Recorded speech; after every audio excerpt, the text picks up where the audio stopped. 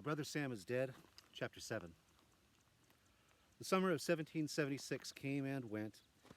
I tried to keep away from Mr. Heron. If I saw him coming into the tavern, I'd go out to clean the barn or down to the woodlot to do some shopping. But a few times he took me by surprise when I could get away. He never said anything about the letter at all. He'd just say, "Hello, Timothy," or "It's a fine day, isn't it, Timothy?" And I'd say, "Yes, sir," or something like that, and get away as soon as I could. I couldn't figure out what he thought about the whole thing, and finally I just forgot about it. The war went on. It didn't seem to have much to do with us most of the time, aside from Sam being gone. Of course, food was short, and other things too. The men who still had their guns had trouble getting powder and shot. Cloth was getting scarce, and leather because the Continental troops needed them for clothing and shoes. But nobody was really desperate. Sometimes we'd be reminded of the war when militiamen marched through, or we might see a soldier who'd been wounded or whose enlistment was up walking back to his home, but mostly the war stayed away from us. Twice we got letters from Sam, or rather, Mother did. One came in August of that year, and another one in September. The first one told about the fighting at New York. The rebel troops had been beaten there, and the British had taken over the city. But the way Sam wrote about it, he made it seem like a glorious victory for the rebels. He said that his regiment had made a magnificent retreat, and the British were lucky they'd got out of it alive, but it sounded the other way around to me.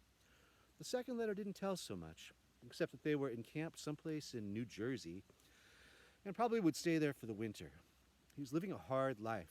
A lot of times they were on very short rations, eating just hardtack and water day after day. They didn't have proper clothing either. Some of the men had no shoes and went barefoot. In cold weather, they wrapped cloth around their feet to keep from freezing. I guess there wasn't much glory in it a lot of the time, but Sam said that their spirits were high. Mother and Father had a fight over the letters. When the first one came, Mother decided to answer it. Father said no, she shouldn't encourage Sam in his recalcitrance. Mother argued with him, but he wouldn't give in. Let Sam feel our disapproval until he come to his senses. But then, when the second letter came, she said she was going to write an answer regardless. They had an argument about it when I was supposed to be asleep. I kept hoping Mother would win. It may be sad to think of Sam writing letters and nobody writing back, although I guess Betsy Reed would write back. But Father didn't feel that way. The boy has to learn a lesson. He's far too headstrong. He isn't a boy anymore, Mother said. He's 16 years old. That's a boy, Susanna. He's 17, Life. How old were you when you left home? That was different, he growled. There were 8 of us, remember? Too many mouths to feed as it was. Still, you went off at 16, Life. Sam's too headstrong.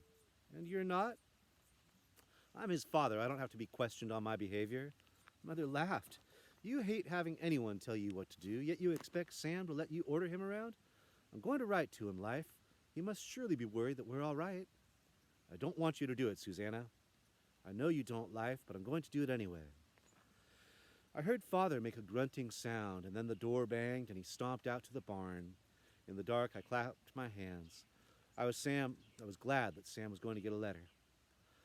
But by that fall of 1776, I didn't have much time for pondering over Sam or Mr. Heron. Father was planning his usual trip to Verplank's Point, and this year, for the first time, I was going with him. It was pretty near 40 miles. I had never been on so long a trip in my life. Sam used to go to help Father, and after Sam went off to college, Father got Tom Warps to go with him, but Tom was busy, and so this time Father had to take me. Verplank's Point was on the Hudson River, just south of a town called Peekskill. Boats from New York City and Albany stopped there for trading. The idea of our trip was to drive cattle to Verplank's Point where we could sell them, and then use the money to buy supplies we needed for the tavern and the store. Rum, cloth, pots and pans, needles, and thread, and all sorts of things. The traders brought these things up the river from New York and sold them to merchants at towns along the way, like Verplank's Point. And of course, the merchants there wanted cattle to ship down to New York when there was a need for beef. In October, Father began gathering cattle. Some he got from farmers who paid their bills to him with cattle every year. Some he just bought, knowing he could sell them at a profit. It would take us 3 days to drive the cattle over and 3 days to come back. On horseback, you could ride it in a day, but We'd have not only the cattle, but the wagon drawn by oxen with us. Going over, we'd have a few pigs in the wagon. Coming back, we'd carry the things we bought in it. On the way, we'd stop at places where Father knew people. One night we would spend with those cousins of mine I'd never met. Father always stopped at the same places. They expected him every year. It was a good chance to catch up on family news. The trip was planned for the end of November. It was best to go late in the year, as late in the year as you could, because the closer to winter it was, the scarcer beef was, and the higher prices you could get. But if we waited too long, it would snow, and then we would have trouble. Most of the time, it was easier to travel when the snow was on the ground. You just hitched a horse to a sledge and slid over the packed snow. But it was hard to drive cattle in snow, and it was hard to pasture them along the way, too. So about the beginning of November, Father began keeping a sharp eye out on the weather. He'd consult some almanacs, which usually disagreed, and he'd ask certain farmers who were supposed to be good judges of weather when they thought the snow would come. But the weather judges didn't agree any more than the almanacs did. So in the end, Father would go out and frown at the sky a dozen times a day and then make a guess. The truth is, Father didn't really want to take me. I don't think you're big enough yet to handle the wagon, he told me. I know how to handle the wagon, Father. I've done it lots of times. Around here, yes, but not with 30 cows to look after as well. Besides, the woods are full of those cowboys over there. They claim they're patriots gathering beef for the troops, but really they're nothing more than thieves. We don't have a gun anymore. Father was right about the thieves who people called cowboys. We had heard all kinds of stories from travelers about them. All of that part of Westchester County, from the Connecticut border over to the Hudson River, had gotten to be a kind of no man's land with roving bands wandering around plundering people on the excuse that they were part of the war. I'm pretty brave, Father, I said. He shook his head. I don't like taking you, Tim, and I have no choice. There's nobody else to do it. I was glad there was nobody else to do it.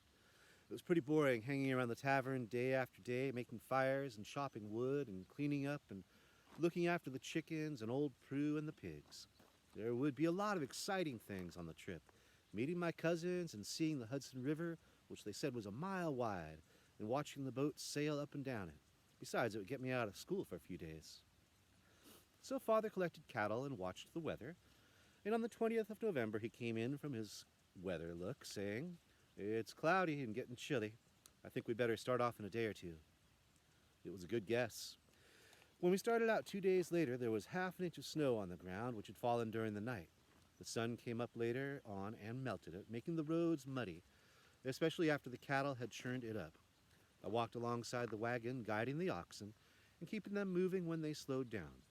We had 4 hogs in the cart with their feet tied together. They were always trying to get out, and I had to make sure they didn't get loose. Father rode our horse Gray along behind the cattle to keep them moving. We went pretty slowly. There wasn't much to do except to look around at the hills and fields. It seemed pretty exciting when we passed a house, especially if there were some people there. A couple of times there were children staring out the windows as we went by. It made me feel proud of myself for being a man while they were all children, and I shouted at the oxen and smacked them on their rumps with my stick, just to show off how casual and easy I was with oxen and how used I was to managing them. Father's plan was to go up through Redding Ridge to Danbury, and then turn a bit southward to go through Ridgebury, and across the border into New York, where we'd spent the night in North Salem with our cousins. We'd spent the second night with friends of Father's at their farm near Golden's Bridge. It wasn't the straightest way over to Verplank's Point, but Father went that way because it took us past our cousin's place. We reached Ridgebury around lunchtime. We didn't stop to eat, but chewed on some biscuits and drank some beer for thirst as we walked along. We couldn't have a conversation, really. The cattle made too much noise as they tromped along, mooing, and we had to shout to hear each other. And that was why we didn't hear the men riding up on us until they came in sight over a little hill in front of us.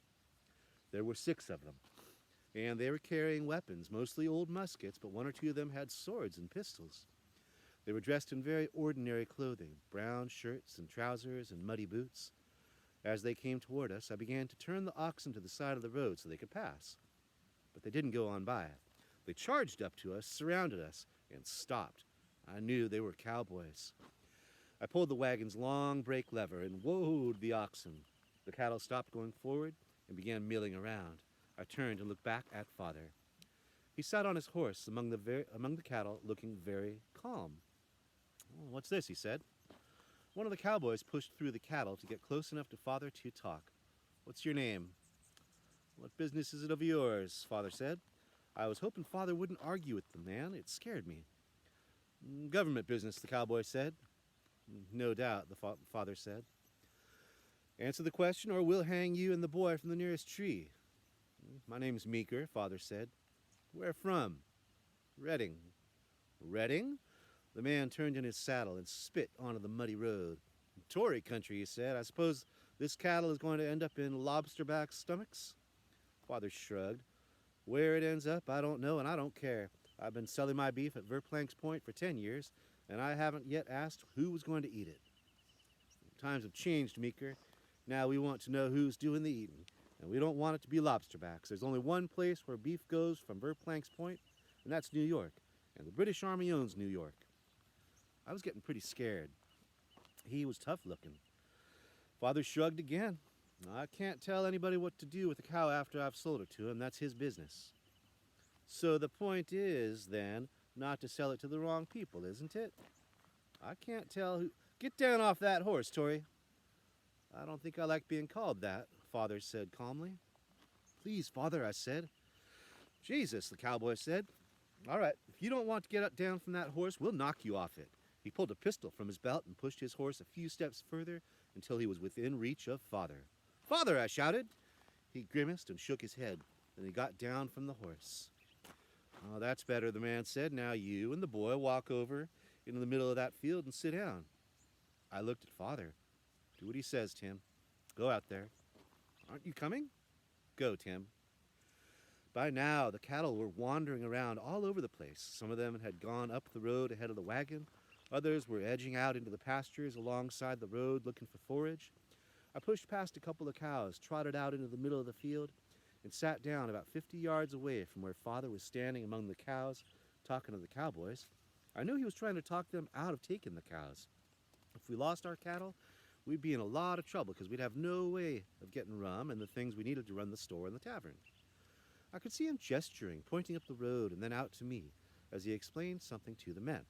I wondered if he was scared. He seemed so calm and cool with the cowboys, but I wondered if, down underneath, he was really scared. I knew I was scared. Then I saw the man who had been doing all the talking lean down from the horse and hit Father with something.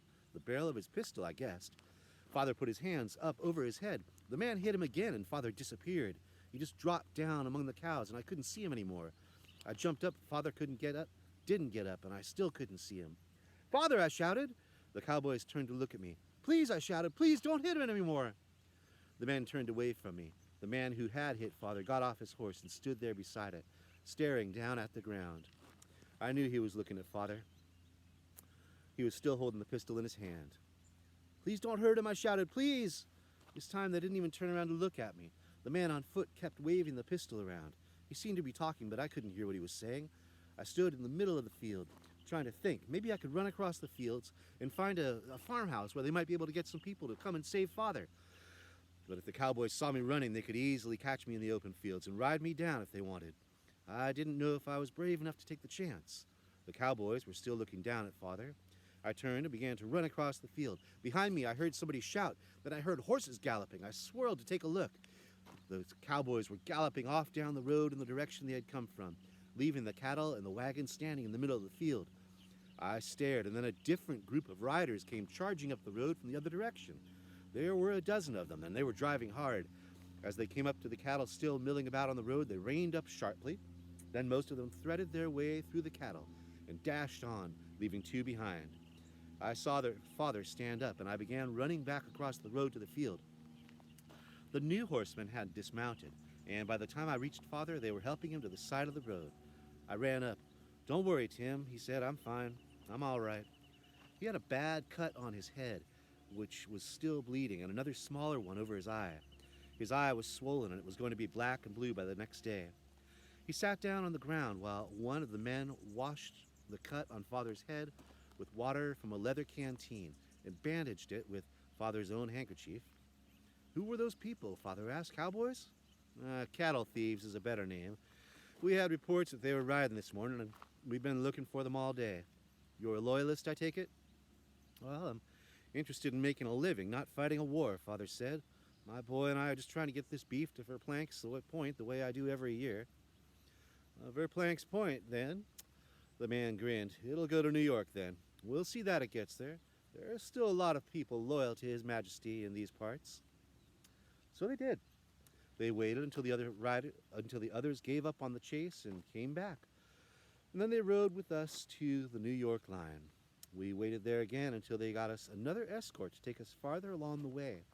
And we crossed over into New York, the first time I'd ever been in a colony besides Connecticut. It disappointed me. It didn't look any different, and I didn't feel any different either. Here I was in a foreign country, and it was just like being at home.